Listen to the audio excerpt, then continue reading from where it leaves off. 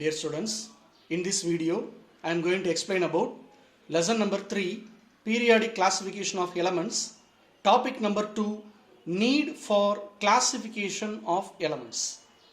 Already in topic number 1 I have introduced this periodic table, this modern periodic table, and I told you about the arrangement of elements in this modern periodic table.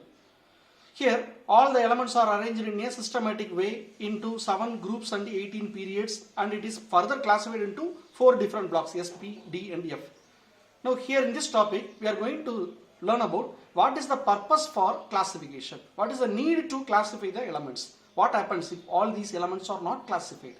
If all these elements are put together, if we can't able to learn the individual property of each and every element, we can't able to learn the property of cobalt, or we can't able to learn the individual property of boron or tin or magnesium or manganese in such a way, we can't able to learn the properties of individual element exactly and accurately. Hence we have arranged all the elements into several groups and periods. So see here, let us take the first group: hydrogen, lithium, sodium, potassium, rubidium, cesium, francium. Nearly 7 elements are there in the first group. They all show similar property.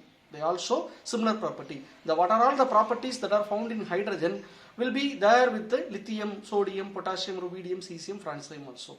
So the scientists, they worked hard to put together the elements which have similar properties into a particular group. In such a way, first group element will have some unique property, whereas second group elements will have some other unique property, so on and so forth. So each and every group of element will have its own unique property. So while grouping the element, it is easy to learn the properties of all the elements accurately, and we can able to distinguish the differences between the elements present in each and every groups also. So for this purpose only we have classified the elements into different periods and groups. Okay, now already we discussed out of 118 elements, 92 elements are found in nature. Scientists, they found that there are some similarities in property among certain elements. Hence several attempts were made to classify the elements based on atomic weight. Modern periodic table, what I have shown you now, there the elements are arranged in the increasing order of atomic number. That is the latest periodic table. But before modern periodic table was discovered, the elements were arranged in the increasing order of atomic weight. Atomic weight means mass number. Mass number means number of proton plus number of neutron. Okay. The second scientist, the first scientist who classified the element was Lavoisier. The second scientist who came forward to classify the element is nothing but Dauber-Ehner. He gave a triad system that is called as Dauber-Ehner's triad. What is triad? Triad means set of 3 elements. Tri abdina enna artham 3. So triad means set of 3 elements. He classified 3 elements. He put 3 elements into a group. 3 element is called as a triad. Okay. So see here, in 1817, J.W. Dauber-Ehner classified some elements with similar chemical properties into a group of 3 elements called as a triad. He put 3 elements into a group which is called as a triad. In triad, the atomic weight of the middle element will be nearly equal to the arithmetic mean of the atomic weight of the remaining 2 elements. Atomic weight of the middle element, 3 element la middle element oda atomic weight means atomic mass number. Seringla, the mass number of the middle element will be equal to the arithmetic mean of the mass number of the remaining 2 elements. So see the table here, Dauber-Ehner triad. Here I have given 3 triads.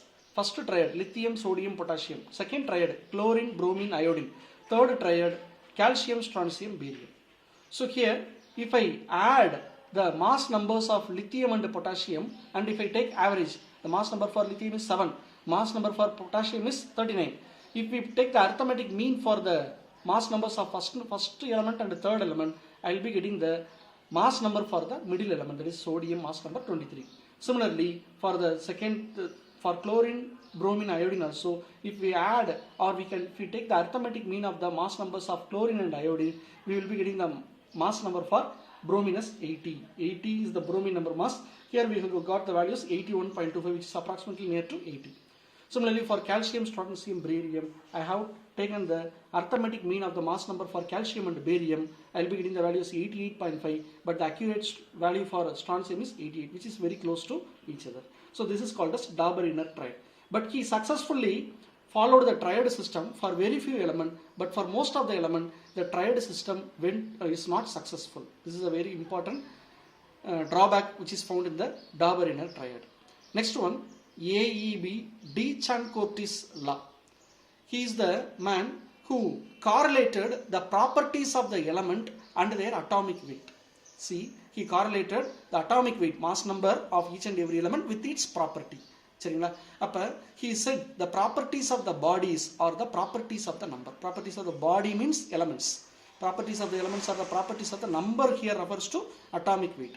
He designed a helix.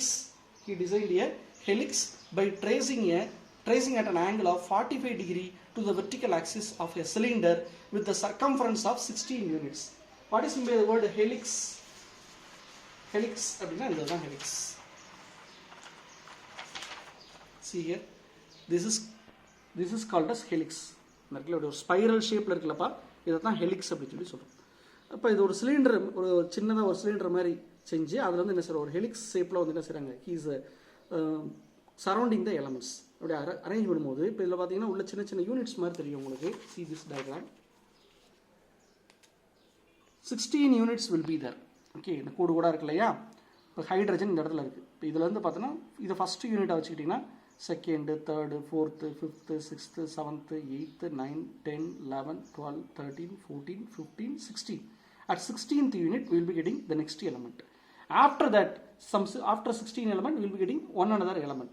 இப்படியே பார்த்தீங்கன்னா ஒவ்வொரு 16 ஈக்குவிடிஸ்டன்ஸ்க்கு இடையில ஒரு எலமெண்ட்டை place பண்ணுறாரு. And he declared that each and every element falls in the single vertical row will have similar property. சரியா? இப்போ இந்த டயக்ராம் பாருங்க, இது வந்து 2 டைமென்ஷனில் இருக்குது. இது அப்படியே என்ன செய்யறோம், ஒரு சிலிண்டரில் வந்து நம்ம என்ன செஞ்சிருக்கோம், அப்படியே வந்து பேஸ்ட் பண்ணிடுறோம். பேஸ்ட் பண்ணிட்டோம்னா ஒரு ஹெலிக்ஸ் மாதிரி கிடைக்கும். சரியா?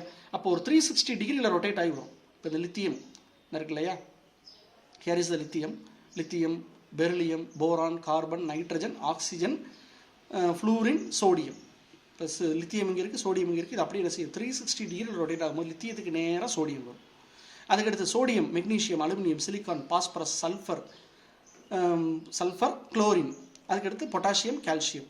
ஒரு 360 டிகிரியில் அப்படியே ரொட்டேட் ஆகி வரும்போது exactly what happen, below the lithium sodium, below the sodium potassium will be there. அப்போ the elements which comes under the single vertical line will have similar property. That is lithium, sodium, potassium will have similar property. Beryllium, magnesium, calcium will have similar property. In such a way, he designed the helical structure to find out the properties of the element with respect to the atomic weight. So this is called as the de Chancourtis law.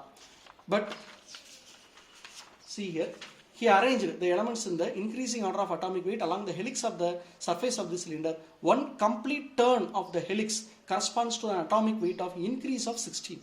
ஒரு rotation அந்த ஹெலிக்ஸில் rotate ஆகுது வரும்போது atomic number 16 வந்து increase ஆகும். For example hydrogen is atomic number 1, அப்போ அதுக்கடுத்து 16 வந்து atomic wait 16 வந்து இன்க்ரீஸ் ஆகுது. ஸோ அதுக்கடுத்து பார்த்தீங்கன்னா ஹைட்ரஜன் அட்டாமிக் நம்பர் 1 அப்படின்னா அது 16 அட்டாமிக் வெயிட் இதுப்பா ஆக்சிஜனுக்கு வரும். So oxygen will be lying exactly below the hydrogen. Elements which lie on the 16th equidistance vertical line drawn on the surface of the cylinder show similar property. However, it did not attract much attention by the scientists. So these are something about the de Chancourtis law and Dauber-Inner triads.